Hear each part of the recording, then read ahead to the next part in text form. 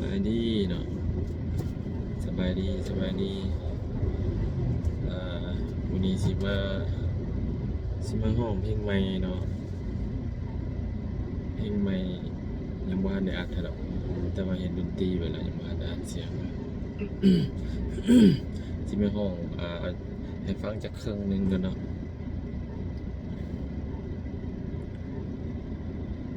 เนื้อหาก็สิเป็นตัวเสาแต่ว่าจังหวะก็สิจังหวะดนตรีก็สิเป็นไวๆนิดนึงเนาะลองฟังกันเบิ่งเนาะ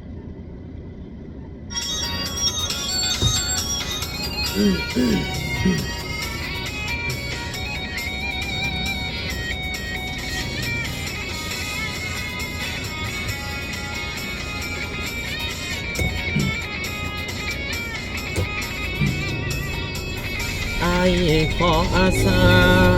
ขอมาเป็นปัวหัวใจการได้อย่าได้หวันไหวหากน้องด้วยใจอย่าได้ละแวงถึงน้องเคยผ่านสายมาอายบ่ได้เนงจงลืมเขาเถิดแก้มแดงสองเฮาฮักแพงเริ่มไม่เถิดหาอายขอสัญญาการหน้าน้องจงเชื่อใจจะหักแต่น้องสามไว้จากนี้ต่อไป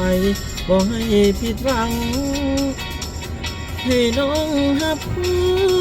หมดหัวใจไอ้มีแต่นาง